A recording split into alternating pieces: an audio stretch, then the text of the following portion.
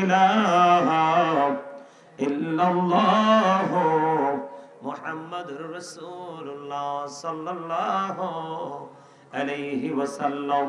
আল্লাহ আল্লাহ আল্লাহ আল্লাহ আল্লাহ আল্লাহ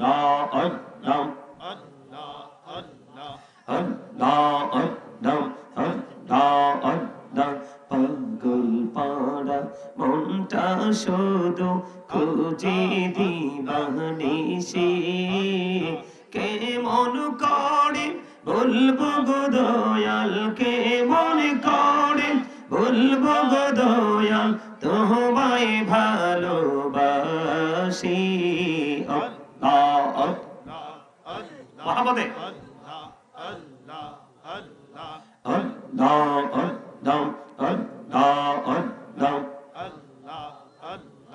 আপন করে নাও গো দয়াল, করিও না পর, তোমার প্রেমের আলোয় ভরে, তোমার প্রেমের আলোয় ভরে দাও গো মনের ঘর। আল্লাহ আল্লাহ আল্লাহ আল্লাহ আল্লাহ আল্লাহ আল্লাহ। এই নামেতে এত মধু, এই নামেতে এত মধু, জাহানিনি তো আখের দয়াল, জাহানিনি তো আগে। যতই জপি নামটি তোমার, যতই জপি নামটি তোমার, ততই মধুর লাগে রে দয়াল, ততই মধুর লাগে। আল্লাহ আল্লাহ আল্লাহ আল্লাহ আল্লাহ আল্লাহ আল্লাহ আল্লাহ আল্লাহ আল্লাহ লা ইলাহা ইল্লাল্লাহ মুহাম্মাদুর রাসূলুল্লাহ সাল্লাল্লাহু আলাইহি ওয়াসাল্লাম।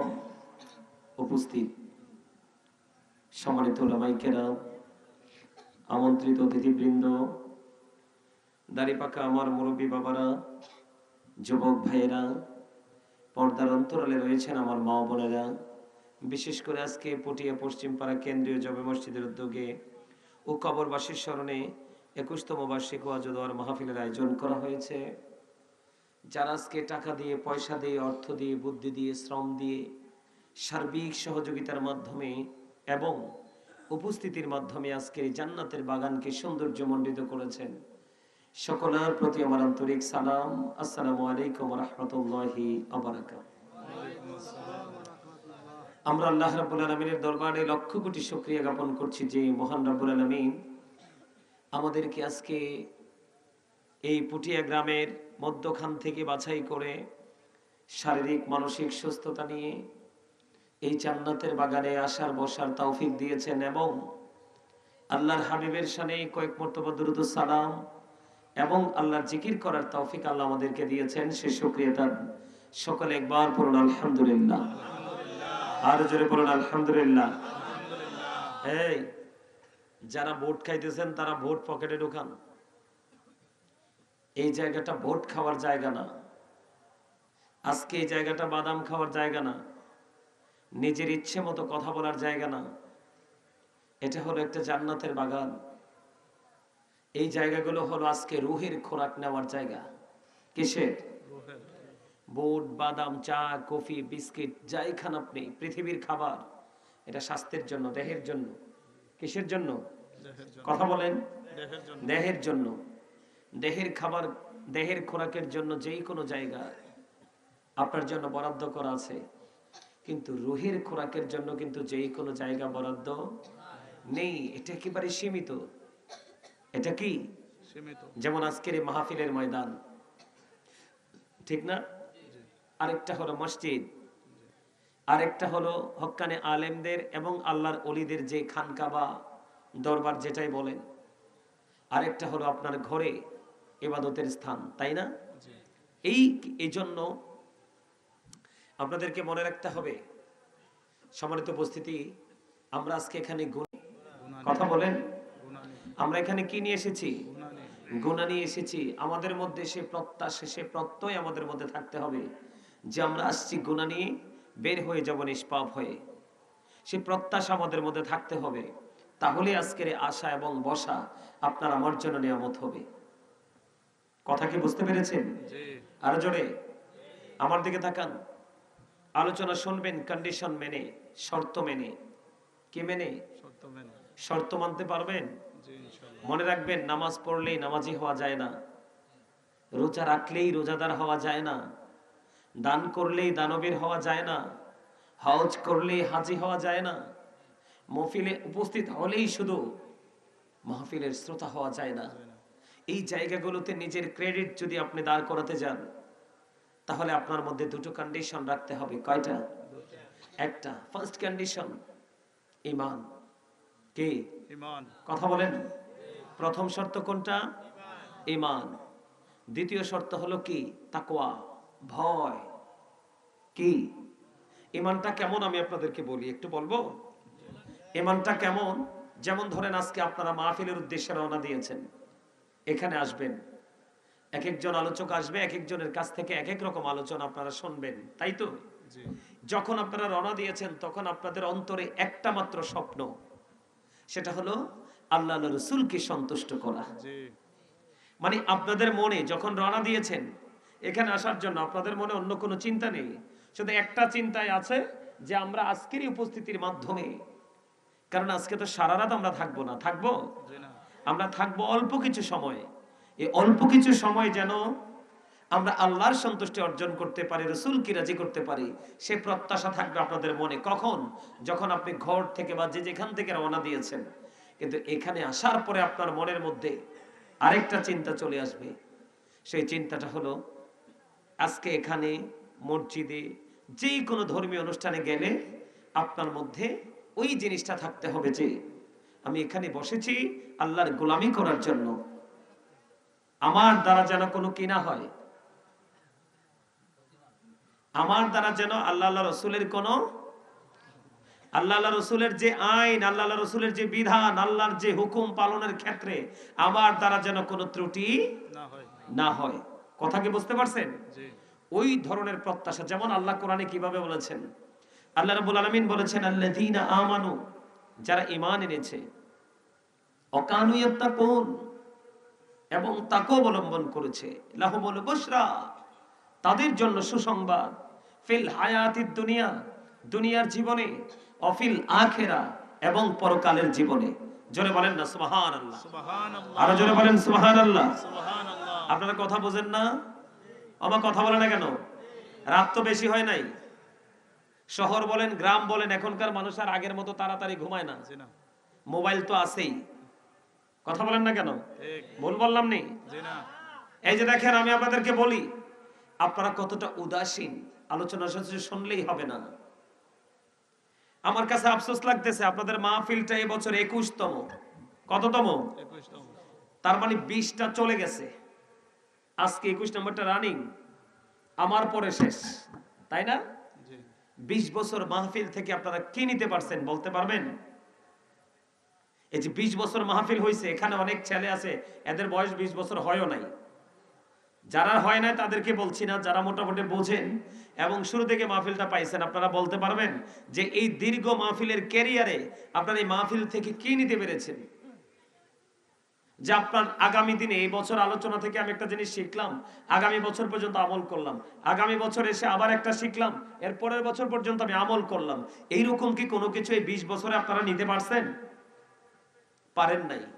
আপনারা বলেন বা না বলেন, আমি বাস্তব সত্যটা আপনাদেরকে বলছি, কেন পারেন নাই তার প্রমাণ হলো আপনাদের প্রত্যেকটা ছেলের, ম্যাক্সিমাম ছেলের মাথার দিকে তাকিয়ে দেখেন টুপি নাই।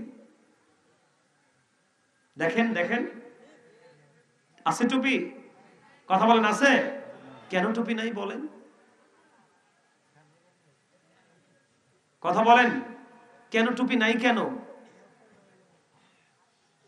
কারণ এই কারণে টুপি নাই, এখনকার ম্যাক্সিমাম ছেলেরা, আমার দিকে দেখান, এই অপ্রয়োজনে হাসবেন না, ডোন্ট স্মাইলিং এভরিবডি। দয়া করে কেউ হাসবেন না, এটা হাসির জায়গা না। যদি এখানে এসে হাসেন, কাঁদবেন কোথায় গিয়ে? এখানে এসে যদি আপনি উদাসীন হয়ে যান, সেন্সলেস হয়ে যান, তাহলে আপনি সেন্স এবিলিটি পারসন হিসাবে নিজেকে কোথায় প্রেজেন্ট করবেন? এই জায়গাগুলো মানুষের ত্রুটিগুলোকে মুক্ত করে, এই জায়গাগুলো মানুষকে মানুষ হিসাবে রূপান্তরিত করে। কখন? যখন তার মধ্যে প্রেম এবং আর ইবাদতের স্বাদ বাড়ায় আল্লাহ এবং আল্লাহ রসুলের প্রেম। আপনি যতক্ষণ আল্লাহ রসুলের প্রেমে না পড়বেন, ততক্ষণ কেউ আপনাকে আমলের মজায় নিতে পারবে না। তাহলে আপনাকে আগে আমল করার আগে প্রেম করতে হবে। আপনি এখানে আসার আগে আল্লাহ রসুল সম্পর্কে আপনার জেনে বুঝে আসতে হবে যে আমি কোথায় যাচ্ছি। আপনার কি জানেন এটা যে একটা ক্লাস? এটা যে একটা ক্লাস, এটাকে আপনারা জানেন? প্রফেশনাল, এটা যে একটা টিচিং প্রফেশন, এটাকে আপনারা জানেন না? জানেন না। যদি জানতেন তাহলে আপনাদের ম্যাক্সিমাম ছেলেদের পরনে আজকে পাঞ্জাবি টুপি থাকতো, গায়ে আতরের সুঘ্রাণ আসতো। আপনারা এই জায়গাটা কি এটা বুঝেন নাই। আর এই জায়গাটাতে কি এটা না বোঝার পেছনে একটা কারণ, সেটা হলো এখানকার যে বাবা মা। কি আপনারা যারা বাবা মা আছেন, parents, every parent should take care their children very carefully. প্রত্যেকটা পিতামাতার উচিত তাদের সন্তানের দায়িত্ব যত্ন সহকারে পালন করা। আর আমরা সন্তান হিসাবে we should obey our parents. আমাদের প্রত্যেকের উচিত আমাদের পিতামাতাকে মান্য করা, কারণ paradise of the child under the feet of the mother. মায়ের পায়ের নিচেই সন্তানের জান্নাত। ইন্নাল জান্নাতা তাহতা আকদামিল উম্মাহাতিকুম। মা বাবাকে ভালোবাসা ফরজ, তাদেরকে কষ্ট দেওয়া হারাম। কেন বললাম? বাবা মা শুধু সন্তান জন্ম দিয়ে সীমাবদ্ধতার মধ্যে থেমে যেতে পারে না। যেই সন্তানকে আপনাদের মাধ্যমে আল্লাহ দুনিয়াতে পাঠিয়েছে, তাদের অভিভাবক হিসাবে আপনাকে আল্লাহ রাব্বুল আলামিন দায়িত্ব দিয়েছে। আল্লাহ রাসূল বলেছেন, আদিবু আওলাদাকুম আলা থালাথি খিসালিন হুব্বি নবিকুম ওয়া হুব্বি আহলি বাইতিহি ওয়া আলা কিরাতিল কুরআন। রাসূল বলেছেন, বাবা এবং মা আপনাদেরকে আল্লাহ রাসূল ইনস্ট্রাকশন দিতেছে। রাসূল বলেছেন, তোমরা তোমাদের সন্তানদেরকে তিনটি বিষয় শিক্ষা দাও। কয়টি? তিনটি। একটা হলো হুব্বি নবিকুম, তোমরা তোমাদের সন্তানদেরকে নবীর মহব্বত, নবীর ভালোবাসা শেখাও, কারণ এটা শিখা এবং শিখানো ঈমান এবং ফরজ। এরপরে বলা হয়েছে অহুব্বি আহলে বাইতিহি, নবীর পরিবার, নবীর আহলে বাইতের প্রেম শিখাও। প্রথম বলেছেন টিচ। আল্লাহ রাসূল বলেছেন কি, তোমরা তোমার সন্তানকে কোন শিক্ষা দাও? নবীর প্রেম, নবীর ভালোবাসা শিখাও। এরপরে বলেছেন অহুব্বি আহলে বাইতিহি, নবীর পরিবার আহলে বাইতের ভালোবাসা শিখাও। এরপরে বলেছেন আলা কিরাতিল কুরআন, কোরআন তেলাওয়াত শিখাও। আপনারা বললেন, আমার ভাই ইমরান হোসেন ফারুকী সাহেব, তিনি বলে গেলেন আপনারা সবাই সত্যিকারের নবী প্রেমিক। টুপি তো নবীর প্রেমের এক নিদর্শন। কেউ ঠিক না? টুপি পরা বেঈমানরা কিন্তু দাড়িও রাখে, পাঞ্জাবিও পরে, শেরওয়ানি পরে, কিন্তু টুপি পরে না। টুপি হলো মুসলমানের প্রতীক। আর এখন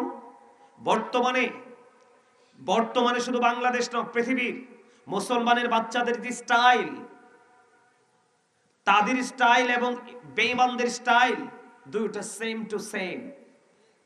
আপনার মধ্যে যদি অতিরিক্ত কোনো কিছু না থাকে, তাহলে মুসলমান হিসাবে চিহ্নিত করার কোনো উপায় নাই। এখনকার ম্যাক্সিমাম ছেলেদের চুল কাটার স্টাইল ইহুদি স্টাইল। কথা কি বুঝতে পারেন আমার? কথায় কি রাগ হচ্ছেন? খারাপ লাগছে আমার? এবার আসেন, আপনি যখন বাড়ি থেকে বের হয়ে বাজারে যান, তখন কিন্তু আপনি নরমাল যে ড্রেস, কমন যে ড্রেস, এটা কিন্তু চেঞ্জ করে ফেলেন। একটু উত্তম পোশাক পরে আপনি বাজারে যান, কারণ ওখানে কত মানুষের সাথে আপনার দেখা হবে, কমিউনিকেশন হবে, ঠিক কিনা বলেন? অথচ বাজার সবচেয়ে নিকৃষ্ট জায়গা। ক্রেতা এবং বিক্রেতার জন্য বাজার, আদার্স যে পার্সন গুলো আছে, আদার্স যে পিপল গুলো আছে, তাদের জন্য কিন্তু বাজার মোটেও শুভ কিছু বয়ে আনতে পারে না। আর এই মসজিদ, মাদ্রাসা, জান্নাতের বাগান, এগুলো হলো আল্লাহর পছন্দের জায়গা, উত্তম জায়গা। এখনকার ছেলেরা মসজিদে পর্যন্ত যাওয়ার সময় তার ড্রেস চেঞ্জ করে না। সবচেয়ে লজ্জাজনক কথা হলো এখনকার ছেলেরা এমন পোশাক পরে নামাজে রুকুতে গেলে তার পিছন দিক দিয়ে লজ্জাস্থান দেখা যায়। জিন্স প্যান্ট পরেন না আপনারা? কথা বলেন না কেন? হয়তো গ্রামের মানুষ আপনারা লুঙ্গি বেশি পরেন, ম্যাক্সিমাম ছেলেরা কি করে? জিন্স প্যান্ট পরে। জিন্স প্যান্ট পরার পরে একটা পুরুষের লজ্জাস্থান ঢাকা থাকে না, এটা ফাঁকা থাকে। এই কথাগুলো কেন বললাম? আফসোস লাগলো। মানুষ যাই আসছেন আলহামদুলিল্লাহ, মানুষ কোনো জোর করে আনা যায় না। যারাই আসছেন এতে আমি অনেক খুশি। কিন্তু আপনারা যদি সত্যিকারের মুসলমানের লেবাসটা নিয়ে আসতেন তাহলে অনেক সুন্দর দেখা যায়। তোমার দাদা ভাইকে দেখেন তো, কত সুন্দর লাগে না? কথা বলেন কেন? পোশাকের কারণে। ওই যে দেখেন, এই যে মুরব্বীরা বসে রয়েছে, টুপি আছে না? আছে না? এখানে যে মুরব্বীরা বসা আছে, টুপি আছে না? কেন? এই টুপিটা মাথা দেওয়া সুন্নাত, লম্বা পাঞ্জাবি পরা সুন্নাত। কথা কি বুঝতে পারছেন? মুসলমান হিসাবে মুসলমানের যে ধর্মীয় চর্চা, এই চর্চাটা যথাযথভাবে করতে হবে, অন্যথায় এই মুসলমানিত্ব দিয়ে কোনো লাভ। এই যে মুরব্বী মানুষগুলো আছে আপনাদের এলাকায়, এই মুরব্বী মানুষগুলো পৃথিবী ছেড়ে চলে গেলে, আপনাদের এলাকা ছেড়ে চলে গেলে এই এলাকার যুবকরা আর ভালো থাকবে না। কেন ভালো থাকবে না জানেন? এখনো পর্যন্ত তাদের কাছে আল্লাহ রসুল আছে, এখনো তারা আল্লাহকে ডাকে, রসুলকে ডাকে, দরুদ পড়ে, জিকির করে, প্রেমময় কাজকর্মের সাথে নিজেকে যুক্ত রাখতে পছন্দ করে। আর আমাদের এখনকার ছেলেরা এটার সাথে কন্টিনিউয়াসলি 24 আওয়ার্স। কোনটার সাথে? খেয়াল করেন গভীরভাবে। এটা তো পাহাড়ি এলাকা, সাপ বিচ্ছু দেখা যায় না? আমার কথা বললাম, আছে না নাই? আর এখনকার মানুষ তো সাপ বিচ্ছুর চেয়েও ভয়ঙ্কর। সাপ বিচ্ছু এখন মানুষকে ভয় পায়। কেন বললাম? দুনিয়াতে বিষাক্ত কোন সাপ বা প্রাণী সবল মারলে বিষ নামানোর মেডিসিন পৃথিবীতে আছে, কিন্তু এই সাপের বিষ যদি কারো অঙ্গে ঢুকে তার বডি থেকে এই জীবনে আর বিষ নামবে না। গুড ক্যারেক্টার সম্পন্ন পারসনকে ক্যারেক্টারলেস পারসন হিসাবে প্রস্তুত করার জন্য দ্যাটস এনাফ। কথা বলেন? আজকে আপনার মসজিদে কি মুসল্লি হয় যথাযথ? জুম্মার দিনে তো হয় না, ওই নামাজ সালাম ফিরাবা জামাতের আগে, তাই না? সব জায়গায় কাহিনী, শুধু মোবাইল। এটার মধ্যে ঢুকলে কিন্তু ছেলেরা দুনিয়ার কোনো খবর থাকে না। কিন্তু মসজিদে গেলে কিন্তু কোন সময় বের হইব, যুদ্ধ শুরু হয়ে যায়, বিশেষ করে জুম্মার দিন। এই যুবক, সাইয়্যিদুল আইয়াম, শ্রেষ্ঠ দিন হলো জুম্মার দিন, যেটা রোজার ঈদের দিন, কুরবানির ঈদের দিনের চাইতেও দামি জুম্মার দিন। রাসূল বলেছেন, আল জুমআতু ইলাল জুমআ, এক জুমা থেকে আরেক জুমার মাঝখানে যে গ্যাপ আছে, এই গ্যাপের মধ্যে আপনি যে গুনাহ করেছেন, যদি কবিরা গুনাহ না করেন, ছোট ছোট যত গুনাহ আছে সগীরা গুনাহ, এক জুমা থেকে আরেক জুমা, আল জুমআতু ইলাল জুমআ, এক জুমা থেকে আরেক জুমার মাঝখানে যে আপনার অপরাধগুলো হয়েছে, দুই দিকের জুম্মার কারণে আপনার এই মাঝখানের গুনার কাফারা হয়ে যায়। তার মানে দুই দিকের জুমাটা সঠিকভাবে পড়ার কারণে কি হয়ে যায়? মাঝখানের একটি সপ্তাহের গুনাহ মাফ হয়ে যায়। আসছে সামনে রমজান মাস, ওয়া রমাদানু ইলা রমাদান, একটা রমজান থেকে আরেকটা রমজানের মাঝখানে যে গ্যাপ আছে 305 দিনের গ্যাপ। কত? কথা বলেন না কেন? 305 ডেজ, 305 দিনের গ্যাপ। এই দিকে রমজান ঠিক মতো রাখার কারণে সামনে আসছে যে রমজান, এই রমজান আল্লাহ যদি হায়াত দেয় ভালোভাবে পালন করতে পারলে আর কবিরা গুনাহ থেকে বেঁচে থাকতে পারলে 305 দিনের গুনাহ মাফের জন্য দুই দিকের রোজাই যথেষ্ট হয়ে যায়। জোরে কোন সুবহানাল্লাহ। আরো জোরে। আপনারা সুবহানাল্লাহ বলতে পারেন না? আল্লাহ কিন্তু আপনাকে জবান দিছে বুট খাওয়ার জন্য নয়, বাদাম খাওয়ার জন্য নয়, চা কফি খাওয়ার জন্য নয়, দোকানে বসে বসে রং চা খাবেন আর মানুষের বদনাম করবেন এই জন্য নয়, যুবকরা 5 জন 7 জন 10 জন একত্রিত হয়ে কোলাহল পরিবেশে গিয়ে নিজেদের মন মতো প্রত্যাশিত গ্রহণযোগ্য বক্তব্য দেবে এই জন্য নয়। আল্লাহ মানুষকে জবান দিয়েছে এই কারণে। আল্লাহ বলেছেন remember me then I will remember you. আল্লাহ বলেছেন remember me then I will remember you. আল্লাহ বলেছেন তোমরা আমাকে স্মরণ করো, তারপর আমি তোমাদেরকে স্মরণ করব। আল্লাহ কি কন্ডিশন দিয়েছে দেখছেন, খেয়াল করছেন? ফাযকুরুনি আযকুরুকুম, তোমরা আমাকে স্মরণ করো, আমি তোমাদেরকে স্মরণ করব। এখন আপনি আমি আল্লাহকে স্মরণ করি না, এজন্য আমরা রহমত পাই। আজকে কি রহমত নিয়ে যেতে চান না গজব? সবাই চিরজীবন? চিরজীবন? তোমার কথা বলতে পারেন না, অসুস্থ? অসুস্থ হওয়ারই কথা। যারা জিকির করে তারা জিন্দা, আর যারা জিকির করে না, দেখতে শুনতে গায়ে গতরে মোটা সোটা বড় সড়ো হইলেও তারা কোরআন হাদিসের ভাষায়, আল্লাহ রসুলের ভাষায় তারা মরা। যারা জিকির করে তারা কি জিন্দা, আর যারা জিকির করে না তারা কি মরা। কে বলেছে? এবার আসেন আমি আমার মূল আলোচনা একটু যাইতে চাই, কারণ আলোচনার একটা নির্দিষ্ট বিষয় আছে। সেই বিষয়টা হলো, এদিকে তাকান, সম্মানিত উপস্থিতি আমার দিকে তাকান। এই যে মাথা থেকে পা পর্যন্ত এই বডিটা, এই দেহটা, এটাকে আমরা কি বলি? মানুষ। ইংলিশে কি বলা হয়? ম্যান অথবা পারসন। আর আল্লাহর কোরআনের ভাষায় খেয়াল করেন, আল্লাহর কোরআনের ভাষায় কি বলা হয়? আল্লাহর কোরআনের ভাষায় আল্লাহ বলেছেন, কখনো কখনো বলেছেন ইয়া আইয়ুহান নাস, আবার কখনো কখনো বলেছেন ইয়া আইয়ুহাল ইনসান। তার মানে এই মানুষটা কোনটা? এই মানুষটাকে, যে মানুষটা পরিচালনা করছে, এই ভিতরে আরেকটা মানুষ আছে, যেটাকে আল্লাহর কোরআনের ভাষায় বলা হয় রূহ। ইংলিশে এটাকে বলা হয় সোল, বাংলাতে এটাকে বলা হয় আত্মা। আল্লাহ বলেছেন say the soul is the order of my lord, ক্বাউলির রূহ মিন আমরি রাব্বি। First tense, present tense, future tense. আল্লাহ রাব্বুল আলামিন বলতেছে আত্মাটা হলো জাস্ট আল্লাহর অর্ডার, নির্দেশ। এটার কোনো ক্ষয় নেই, এটার কোনো মরণ নেই, এটার কোনো বিনাশ নেই। এটা জাস্ট স্থান পরিবর্তন করে, প্লেস চেঞ্জ করে। কথা কি বুঝতে পারছেন? এবার আসেন, আমি এখানে কেন আসলাম? এখানে আসার কারণ হলো এটা, আপনাদেরকে যেন সহজে বোঝাতে পারি। যখন আপনার আমার দেহের মধ্যে রূহ আসে নাই, তখনও কিন্তু আপনার আমার জন্ম হয়ে গেছে। কোথায়? রূহের জগতে। কোথায়? আলমে আরোহায়। আপনার আমার এই দেহটা, এই মানুষটা কিন্তু এখনো পৃথিবীতে হয় নাই বা আসে নাই, তখনও কিন্তু আপনার আমার জন্ম হয়ে গেছে। কোথায়? আলমে আরোহায়, রূহের জগতে। কিন্তু তখন কি আপনার আমার নাম রাখা হয়েছিল? যখন ওখান থেকে রূহটা আপনার আমার দেহের মধ্যে আসলো, পৃথিবীতে মায়ের উদর থেকে আসলাম, নাম রাখা হলো, সেই নামে এই পর্যন্ত ডাকা হচ্ছে। ওই পর্যন্ত আপনাকে আমাকে ডাকবে যতক্ষণ পর্যন্ত আপনার আমার দেহে প্রাণ পাখিটা থাকবে। যেদিন এই দেহ থেকে প্রাণ পাখিটা বের হয়ে যাবে, সেদিন আপনার আমার নামের আবে একটা শব্দ যুক্ত হবে, মরহুম। তার মানে I am a dead, you are dead.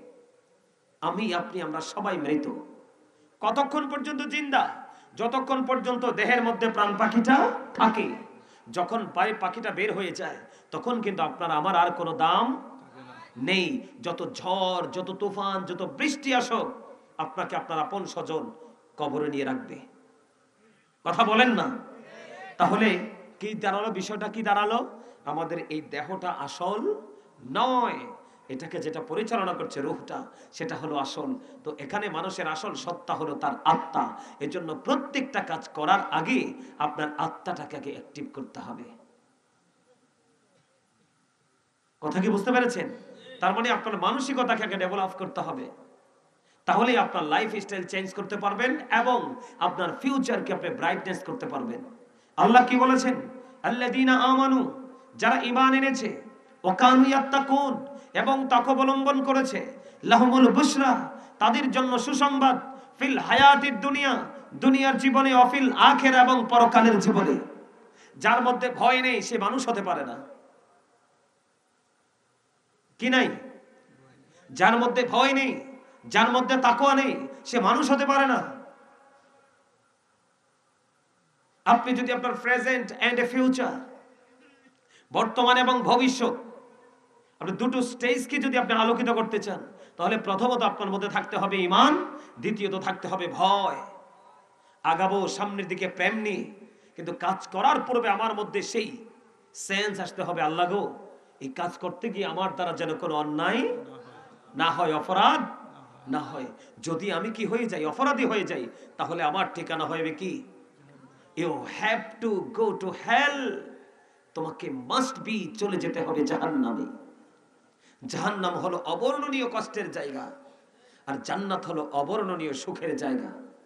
আল্লাহ কাউকে বলবে ইউ গো টু প্যারাডাইস, কারোর জন্য জান্নাত। কিন্তু আমরা এখন বর্তমানে ম্যাক্সিমাম মানুষ, এই প্রজন্ম থেকে পরবর্তী প্রজন্ম, নেক্সট যারা আসবে, ম্যাক্সিমামই জাহান্নামী হবে। ওমা কথা কয় না, কি হবে? কেন হবে? কারণ তাদের মধ্যে দ্বীনের শিক্ষা থাকবে না। এই দ্বীনের শিক্ষা না থাকার কারণে তারা ইসলামের রঙে রঙিন হতে পারবে না। আর ইসলামের রঙে রঙিন না হওয়ার কারণে তাদের মধ্যে ঘন ঘন আসমানি গজব আসবে, নতুন নতুন রোগ বিমার আসবে, যেই রোগ বিমারের খবর আপনার আমার পূর্বপুরুষরা কোনোদিন জানতোই না, শোনেই নেই। নাউজুবিল্লাহ বলেন, আরো জোরে বলেন। এখন একটা ভাইরাস বের হয়েছে, নিপা ভাইরাস, দেখছেন নি? দাদু ভাই, আপনি তো মুরব্বী, আপনারা কি আগে খেজুরের রস ইচ্ছা মতো খান নাই? কাঁচা গাছ উঠটা খান নাই? আপনারা খান নাই দাদু ভাই? আপনারা খান নাই? কোন অসুখ হয়েছে? এখন খেজুরের রস খেলে নিপা ভাইরাস হয়ে যায়, কাঁচা খেজুরের রস। অথচ খেজুর গাছ সৃষ্টির রহস্য অত্যন্ত প্রেমময়। আদম আলাইহিস সালামকে আল্লাহ বলেছেন, খলাকাল ইনসানা মিন সালসালিন কাল ফাখর। পোড়া মাটির মতো শুকনো মাটি দিয়ে আদমকে বানাইছে। কি দিয়া? আদমকে বানাইয়া যে আদমের বডিটা সাইজ করছে, সাইজ করার সময় যেই মাটিগুলো পৃথিবীর বিভিন্ন জায়গায় ছড়িয়ে ছিটিয়ে পড়েছে, এই জায়গাতে কিয়ামতের আগ পর্যন্ত খেজুর গাছ উঠবে। সুবহানাল্লাহ বলেন। খেজুর হলো অত্যন্ত সুস্বাদু খাবার, এটার মধ্যে সর্বস্তরের এনার্জি আছে। আর রসের স্বাদের কথা তো বলেই শেষ করা যায় না। কিন্তু আজকে সেই সুস্বাদু খাবার আমাদের জন্য বিষাদে পরিণত হলো। এটার জন্য দায়ী কি জানেন? আমরা। কারা? আরো জোরে বলেন, আরো জোরে বলেন, কারা? আজকের এই ক্লান্তির জন্য দায়ী কে? আমরা। কেননা আমরা আল্লাহর রঙে রঙিন হতে পারি নাই। সম্মানিত উপস্থিতি, আল্লাহ রাব্বুল আলামিন পবিত্র কালামে হাকিমে বলেছেন, ইন্নামাল খামরু ওয়াল মাইসিরু ওয়াল আনসাবু ওয়াল আজলামু রিজসুম মিন আমালিশ শাইতান। আল্লাহ বলেছেন, মদ, জুয়া, মূর্তি, ভাগ্য গণনা, এগুলো ঘৃণ্য বস্তু, শয়তানের কাজ। কার কাজ? আজকে মানুষ এগুলো করতেই বেশি পছন্দ করে, ঠিক কিনা বলেন? আর আমরা যেই মুসলমান হয়েছি, আমাদের যে ধর্ম, আমাদের ধর্ম শ্রেষ্ঠ ধর্ম, আল্লাহর মনোনীত ধর্ম। ইন্নাদ-দীনা ইনদাল্লাহিল ইসলাম। Islam is not only a religion but also complete code of life. আপনার আমার পরিপূর্ণ এবং পূর্ণাঙ্গ জীবন ব্যবস্থা আছে ইসলামের মধ্যে। আজকে আপনারা যদি পরিপূর্ণ ইসলামের প্রেম মর্যাদা বুঝতেন, তাহলে আজকে আপনাদেরকে আবারও বলছি, আপনাদেরকে জান্নাতি মেহমানের মতো মনে হতো। কারণ আপনারা এখন আর সাধারণ মানুষ নন, আপনারা সবাই জান্নাতের মেহমান। সুবহানাল্লাহ বলেন, আরো জোরে বলেন, আরো জোরে। যারা জান্নাতের বাগানে আসে, জান্নাতের মেহমানদের জন্য জান্নাতি প্রথম খাবার হলো সুবহানাল্লাহ। কারণ ভাত খাইলে দেহে শান্তি মিলে, জিকির করলে রুহে শান্তি মিলে। আজকে আপনি রুহুকে শান্ত করার জন্য এসেছেন। কাকে? দেহকে না। দেহটাকে জাস্ট আজকে ইউজ করেছেন, ব্যবহার করেছেন। বন্ধুরে আমার, আমার নবী, আপনার নবী দু জাহানের বাঁচা নবী, রাহমাতুল লিল আলামিন নবী, তিনি আমাদেরকে বন্ধু গুরুত্বপূর্ণ ইনস্ট্রাকশন দিয়েছেন। প্রেমের খবর, বন্ধু, এবং দুঃখের খবর, এই দুটোই কিন্তু রাসূল আপনাকে আমাকে দিয়েছেন। ওয়ামা আরসালনাকা ইল্লা কাফাতাল লিন-নাসি বাশীরাও ওয়া নাযীরা। আল্লাহু আকবার। আল্লাহ রাব্বুল আলামিন জানিয়ে দিয়েছেন, বন্ধু আল্লাহর হাবিব আপনার আমার কাছে এসেছেন, আল্লাহ রাসূল আপনার আমার কাছে এসেছেন সুসংবাদদাতা এবং ভয় প্রদর্শক হিসাবে। কি?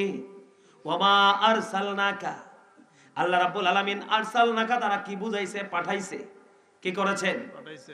ওয়ামা আরসালনাকা ইল্লা কাফাতাল লিন-নাস, আল্লাহ রাব্বুল আলামিন আল্লাহর হাবিবকে মানব জাতির নিকট পাঠিয়েছে বাশীরাও ওয়া নাযীরা, সুসংবাদদাতা এবং ভয় প্রদর্শক হিসাবে। যারা আল্লাহ রাসূলের কথা মেনে চলবেন তাদের জন্য বরাদ্দ হবে জান্নাত, আর যারা আল্লাহ রাসূলের কথা অমান্য করবেন তাদের ঠিকানা হবে বন্ধু জাহান্নাম। আমি আজকে আপনাদেরকে নিয়ে বন্ধু জাহান্নাম নিয়ে একটু আলোচনা করব, কবর এবং হাসর নিয়ে একটু আলোচনা করব। একটু শুনতে রাজি আছেন নি? আরো জোরে বলেন। একটু শোনার দরকার আছে না নাই? কারণ এই কারণে করব, এখনকার মানুষের মন পাথরের চাইতেও শক্ত, মৃত্যুর কথা তার একেবারে ভুলেই গেছে। এই জন্য মানুষ চুরি করতে, ডাকাতি করতে, পরের কলিজায় অন্যের জন্য জনের কলিজায় আগুন দিতে, সুদ খেতে, ঘুষ খেতে, চুরি ডাকাতি করতে মানুষ ভয় পায় না। আপনাদের এদিকে সুদ আসেনি? আছে?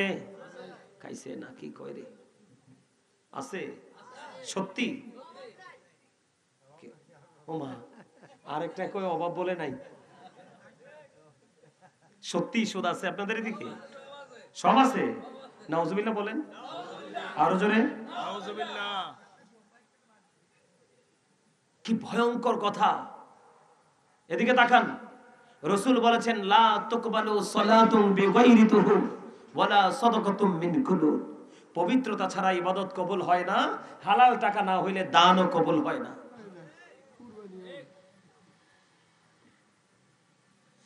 এই জন্য বন্ধু আমি আজকে আলোচনার শিরোনাম দিয়েছি ইয়া আইয়ুহাল্লাযীনা আমানু কু আনফুসাকুম ওয়া আহলিকুম নারা। আল্লাহ রাব্বুল আলামিন বলে দিয়েছেন ঈমানদারকে, O believers, save yourself and your families from the fire. আল্লাহ ঈমানদারকে ডেকে বলেছেন তুমি জাহান্নাম থেকে বাঁচো এবং তোমার আহালকে, পরিবারকে জাহান্নাম থেকে বাঁচাও। এই জন্য আল্লাহ বলেছেন save yourself and your families from the fire. আল্লাহ ঈমানদারকে বলেছেন, কোন বেঈমান, কোন কাফের, কোন মুশরিক, কোন মুনাফিককে নয়। কারণ মুনাফিকরা এইগুলো তারা বিশ্বাস করে না, যদিও বলে আমরা বিশ্বাস করি, এগুলো অন্তরে ধারণ করে না। যারা মুখে একটা বলে অন্তরে আরেকটা করে তারা কখনোই ঈমানদার না। যেহেতু বলেছেন আপনাদের এলাকায় সুদ আছে, আমি এইভাবে শুরু করতে চাই। বন্ধুরে আমার, আল্লাহ আপনাকে বলেছেন ব্যবসাকে হালাল করেছেন, কারণ এখানে হালাল উপার্জন। কথা কয় না কেন? ব্যবসাকে কি করেছেন? হালাল করেছেন। আর সুদকে রাসূল হারাম করেছেন, আল্লাহ হারাম বলেছেন। জোরে জোরে বলেন ঠিক না ঠিক? এখন আমরা কিন্তু ব্যবসা ছেড়ে দিয়ে সুদ নামক ব্যবসায় নেমে গেছি বন্ধু। কথা বলেন না কেন? আমি আপনাদেরকে একটুখানি বলে দেই, এই যে গত চাঁদ গেল, রজবের চাঁদ, তার মানে মেরাজের চাঁদ। কিসের চাঁদ? সবে মেরাজ, লাইলাতুল মেরাজ। আপনার আমার প্রাণের রাসূল তিনি বন্ধু মেরাজে যখন গেলেন আল্লাহর সাথে মেরাজ করার জন্য, ভ্রমণ করার জন্য, তখন আপনার আমার প্রাণের রাসূল তিনি জাহান্নামের দিকে নজর দিলেন। জাহান্নামের দিকে নজর দিয়ে চেয়ে দেখলো বন্ধু, জাহান্নামের দিকে নজর দিয়ে তিনি চেয়ে দেখলেন জাহান্নামের মধ্যে ধনী ধনী মানুষ আর মহিলার সংখ্যা বেশি। নাউজুবিল্লাহ বলেন না? জাহান্নামের মধ্যে ধনী ধনী মানুষ আর মহিলার সংখ্যা বেশি। আর জান্নাতের দিকে নজর দিয়ে চেয়ে দেখলো পুরুষের সংখ্যা বেশি আর গরিব মানুষের সংখ্যা বেশি। সুবহানাল্লাহ বলেন না? জান্নাতে কার সংখ্যা বেশি? বন্ধুরে আমার, জান্নাতের মধ্যে পুরুষ এবং গরিব মানুষ বেশি, আর জাহান্নামের মধ্যে ধনী এবং নারী বেশি। এর মধ্যে আমার রাসূল দেখতে পাইলেন জাহান্নামের মধ্যে এক একটা মানুষের পেট এক একটা ঘরের মতো বড় বড়। বন্ধুরে আমার, জিব্রাইলকে প্রশ্ন করলেন, ও জিব্রাইল, বলে দাও না রে, এই যে ঘরের মতো বড় বড় পেট না মানুষগুলো এরা কারা রে? এবার আমার রাসূল একটা যখন প্রশ্ন করলেন, জিব্রাইল একটা ডাক দিয়ে বললেন, ইয়া রাসূলুল্লাহ, ইয়া হাবিবাল্লাহ, নবী গো, ও প্রাণের নবী, এই মানুষগুলো হলো দুনিয়ার সুদখোর। আমার রাসূল বললেন, এদের পেটের মধ্যে শুধু সাপ আর বিচ্ছু দেখা যায়। সবচেয়ে বড় ভয়ঙ্কর খবর, যারা সুদ লাগাচ্ছেন আর সুদ খাওয়ার স্টাইল কি জানেননি? আপনাদের এখানকার স্টাইল তো জানি না। হাওলাত চাইলে কিন্তু টাকা দিবে না, বলবে বোন হারামও তো নাই। মহিলারাও কিন্তু সুদ খায় আমাদের এদিকে, আমার আশেপাশে, আমি যেখানে আছি আশেপাশে মহিলারাও সুদ খায়। হাওলাত চাইলে কয়, বুবু গো, নাই তো নাই। কিন্তু যদি বলেন, বুবু তোমাকে মাস শেষে আমি কিছু দিব ইন্টারেস্ট, বুবু এবার বলবে আমার কাছে টাকা নাই, দাঁড়াও ম্যানেজ করতে পারবো। কই কি? কয় আমার বড় দুলাভাই বিদেশ থাকে, আফার কাছে টাকা আছে। একদম ঢাকা মিথ্যা কথা, কারণ হাওলাত দিবে না, সে সুদ দিয়ে টাকা বাচ্চা দিবে। কথা বলেন না কেন? আরো জোরে বলে। বন্ধুরে আমার, আমার কথায় রাগ করবেন না। এই জন্য আমি আপনাদেরকে বলে দেই, পুরুষ নারীরা উভয়ে সুদের সাথে যুক্ত। আল্লাহ রাসূল একদিন সাহাবায়ে কেরামদেরকে ডাকলেন, তোমরা কি কেউ স্বপ্ন দেখেছো? হাদিস শরীফের মধ্যে এসেছে, বন্ধু, তোমরা কি কেউ স্বপ্ন দেখেছো? সাহাবীরা বললেন, ইয়া রাসূলুল্লাহ, না না না না না না, আমরা কোনো স্বপ্ন দেখিনি। রাসূল বলেছেন, আমি একটা স্বপ্ন দেখেছি, তোমাদেরকে জানাবো কি? এবার সাহাবীরা বললেন, ইয়া রাসূলুল্লাহ, ইয়া হাবিবাল্লাহ, নবী গো, জানিয়ে দেন, জানিয়ে দেন। এবার আমার রাসূল অনেক লম্বা হাদিস, বন্ধু, এর মধ্যে গুরুত্বপূর্ণ একটা জায়গা আমি ফাইন্ড আউট করেছি। বন্ধুরে আমার রাসূল একটা ডাক দিয়ে বললেন, আমার কাছে দুইজন আগন্তুক আসলো, এসে বলল, ইয়া রাসূলুল্লাহ, চলেন, আপনাকে নিয়ে ভ্রমণ করব। আমি ঘুরতে গেলাম, অনেকগুলো দৃশ্য আমি দেখেছি রে, অনেকগুলো দৃশ্য আমি দেখতে পেলাম। এর মধ্যে একটা দৃশ্য আমি দেখতে পেলাম, একটা মানুষ রক্তের নদীর মধ্যে সাঁতার কাটে। নাউজুবিল্লাহ বলেন না। একটা মানুষ রক্তের নদীর মধ্যে সাঁতার কেটে কেটে, বন্ধু, তিনি কোলে আসতে চায়। আবার আরেকজন বড় বড় পাথর নিয়ে, বন্ধু, নদীর কোলে দাঁড়িয়ে আছে। সে যখন কোলে আসতে চায়, তাকে পাথর নিক্ষেপ করে এদিক দিয়ে যখন কোলে আসতে চায়, মুখ ঘুরিয়ে আরেক দিক দিয়ে যায়। এমনি করে করে, বন্ধু, সে বারবার কোলে আসতে চায়, কিন্তু সে কোলে ফিরে আসতে পারছে না। ও বন্ধু, বারবার তাকে প্রতিহত করা হচ্ছে, প্রতিদিনের মুখে পড়তে হচ্ছে। এবার রাসূল প্রশ্ন করলেন সঙ্গীদেরকে, এই মানুষটা কে রে? বারবার কেন তাকে সাজার অন্তর্ভুক্ত হতে হয়? সে কেন বারবার চেষ্টা করে আসতে পারতেছে না? এবার রাসূলকে জানিয়ে দেওয়া হলো, ইয়া রাসূলুল্লাহ, ইয়া হাবিবাল্লাহ, নবী গো, ও প্রাণের নবী, এইটা হলো দুনিয়ার সুদখোর, এই জন্য তার শাস্তি হলো রক্তের নদী। নাউজুবিল্লাহ বলেন না কেন? নির্দিষ্ট সময়ের মোট পরে রক্তের মধ্যে থাকা যায়নি। রক্ত একটু গায়ে লাগলে তো গা সব ভার হয়ে যায়, ঠিক কিনা বলেন? বিশেষ করে আমার এই হাদিসের এই অংশ বিশেষ মনে রাখবেন, কুরবানির ঈদের সময় মানুষ পশু জবাই করার পরে মাটির নিচে কিন্তু, বন্ধু, সবকিছু পুঁতে দেয়। তারপরেও মানুষ দুর্গন্ধে 2-4 দিন পরে হাঁটতে পারে না, পানি এবং ব্লিচিং ছিটিয়ে দেয়, ঠিক কিনা বলেন? আর এই সুদখোর মানুষটা নিখুঁত রক্তের নদীর মধ্যে, বন্ধু, সাঁতার কাটে। জুড়ে জুড়ে বলেন না একবার নাউজুবিল্লাহ। একটা মানুষ 9 টাকা, বন্ধু, তার হালাল, 1টি টাকা মাত্র তার হারাম। 9 টাকা তার পবিত্র, 1টা টাকা তার অপবিত্র। আল্লাহর হাবিব বলেছেন, বুখারী শরীফের মধ্যে এসেছে, বন্ধু, কেউ যদি এই 9 টাকা হালাল টাকার সাথে 1টি টাকা যুক্ত করে যদি সে জামা বানায়, এই জামা পরে সে কিয়ামত পর্যন্ত নামাজ পড়তে পারবে। আল্লাহর হাবিব জানিয়ে দিয়েছেন, কিয়ামত পর্যন্ত সে নামাজ পড়তে পারবে, তার নামাজ আল্লাহর দরবারে কবুল হবে না, কারণ এই হারাম টাকা হালাল টাকার সাথে যুক্ত হয়ে বাকি টাকাগুলোকে সে দুর্গন্ধযুক্ত করে ফেলেছে। নাউজুবিল্লাহ বলেন না কেন? এই জন্য টাকার দিকে নজর দিলে হবে না বন্ধু। এই জন্য আমি আপনাদেরকে বলে দেই, আমার রাসূল বলেছেন, আল্লাহর হাবিব আমাদের কাছে এসেছেন, পৃথিবীর কাছে এসেছেন মানব জাতির নিকট সুসংবাদদাতা এবং ভয় প্রদর্শক হিসাবে তিনি এসেছেন। আমি আজকে ভয়ের জায়গা নিয়ে একটুখানি আলোচনা করব বন্ধু। আমার দিকে তাকান, একটুখানি দেখেন। ঈসা রুহুল্লাহ, তিনি মৃত মানুষ জিন্দা করতে পারেন।